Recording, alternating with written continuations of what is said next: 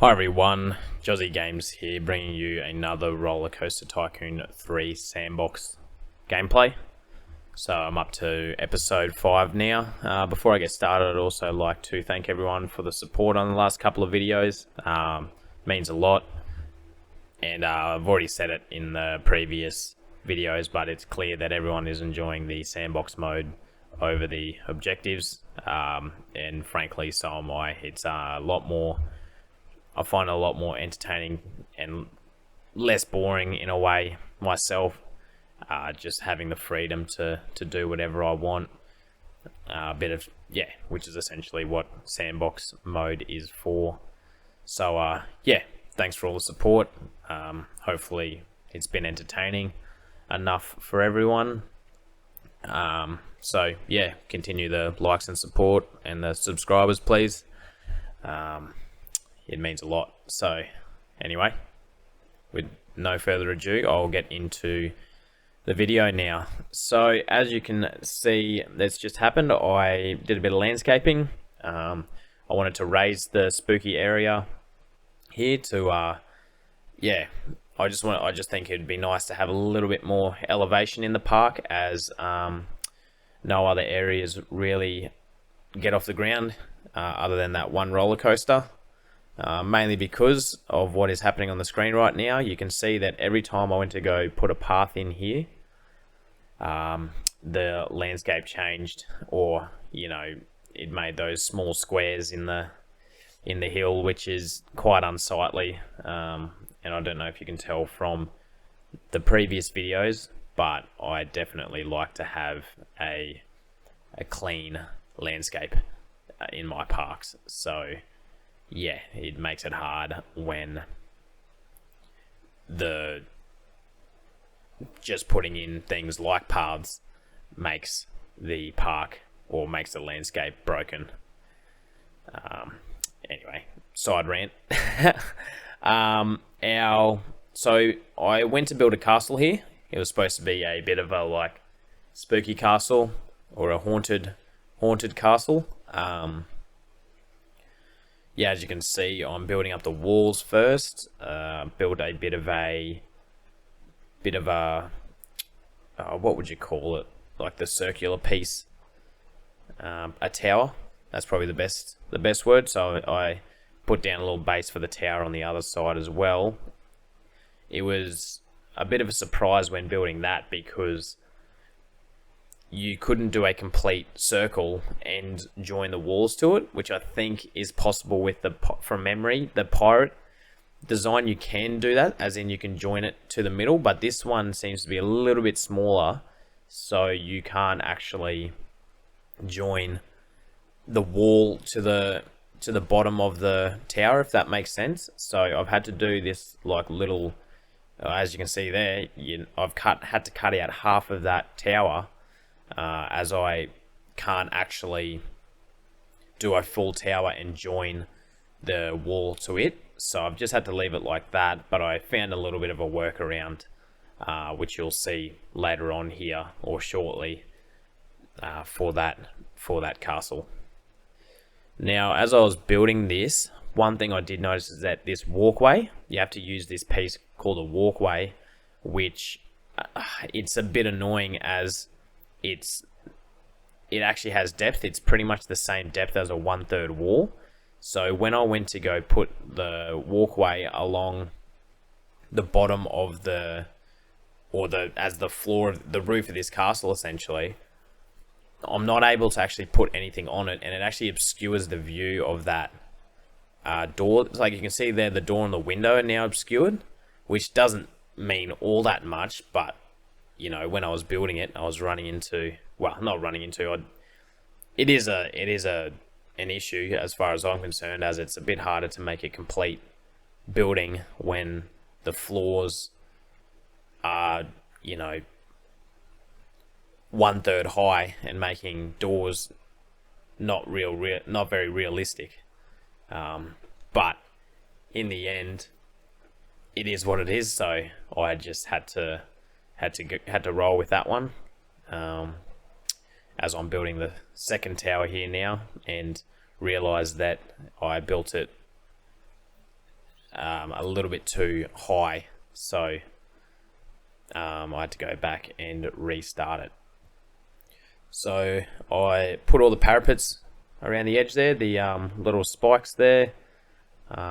Yeah, and that's the other thing about the roof, is that when you go to put scenery on the top of it, it doesn't work.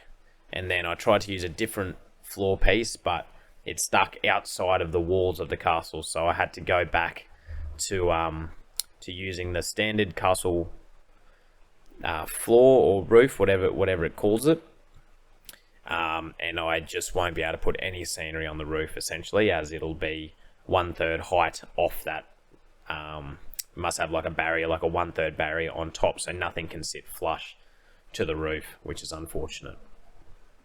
Now I used a little hack here well, not really a hack, I think it's pretty well known, but I just saved that one section of the wall, so I didn't have to build it a million times. I could just, copy and paste that section of the wall down, which saved quite a lot of time in the end, as long as I got the height right. As you can see, I messed up a couple of times, but now I just had to do essentially 4 walls instead of the whole perimeter, which was very handy and saved quite a lot of time. So, the first half of that castle took much longer than the rest.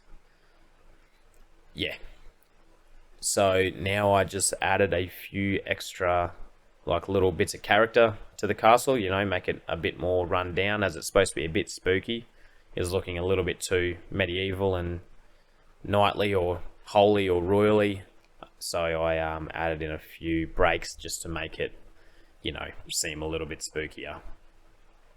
I also thought about, in here I put in a little courtyard inside the castle to put all of the food and drinks and just a little bit of scenery. I've done a sandbox before, not on this video, but I've done a spooky sandbox before and did a similar setup. Actually, I think the entrance is also set up similar to this, but obviously not spooky. It's more of an adventure setup.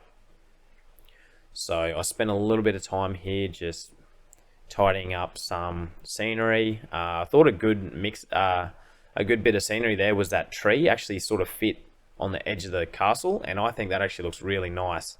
I actually deleted it. I didn't know that. Hopefully I remember for the next video to go back and update that, because I think that was a nice touch for the inside of that castle there.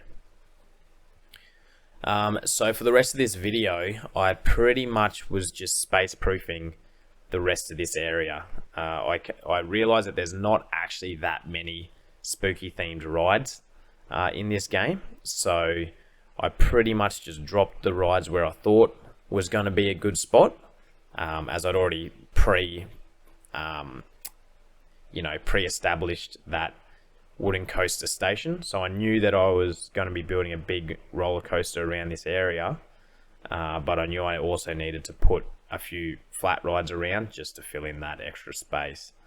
So I believe I did. I opened up all these rides, or at least put the queues down anyway, to then start building the next roller coaster. So yeah, I think I build the roller coaster. Yeah, I do. I start building the roller coaster here, and I used a wooden roller coaster in the end. I really wanted to use the mine ride coaster because I think that actually fits with the theme of spooky quite well. But in the western side of the park, I'll probably use the mine train coaster there, as that makes a lot more sense than it does over here. So wooden coasters are generally not my favorite type of roller coaster. I find them hard to build with. There's not very many elements for the ride, and I just find them a bit basic. And hopefully I don't offend anyone, because I would assume that the wooden coaster is quite a popular ride for most. So, but it's just not. I don't find it a very easy ride to deal with and to use. You can see here I'm trying to switch it up using helixes and other ride elements to try and spice it up instead of Oh, sorry, I just hit my mic. Ignore that. Yeah, I tried to spice up the ride with a few different elements instead of just, I feel like a lot of wooden roller coaster designs are just, oh, yep, do a big dip, and then another big dip, and then a turn, and then a big dip, and then another big dip. Rinse and repeat with that. So I tried my best to switch it up. I realized that wooden coasters actually have a loop, and I was trying to get that to loop over the bottom of that dip, but it just didn't end up working. But I still managed to fit the loop in. So yeah, to finish off this ride, I believe I rode it over the top of the castle, and then kicked out over to the river, and then came back to finish. I believe that the ride actually finished at high speed, and I had to delete some of the queue, and add in some brakes and block brakes to get the two carts, or to get two cars in there. So yeah, as you can see, that's quite a dip to finish on. So it pretty much drops down, hits the brakes straight away, and then a block brake before the next cart takes off. So yeah, that's pretty much all I got done for this park, or for this video anyway. So the next video will obviously be adding a bit more scenery and tidying up this area. So I should have the spooky area done within the next video, which is a little bit quicker than I did the adventure zone. So yeah, I was pretty happy with that, and I think the park's coming together quite well. So yeah, just opened up all the rides there, put a bit of hilly terrain around just to try and make those hills look a little bit more natural. But in the end, thanks for watching. I hope you're enjoying the viewing. Hopefully I sort out my audio issues again before the next video, and then we can go back to normal scheduled programming. So thanks for watching, hope you enjoy, and see you in the next one. Cheers.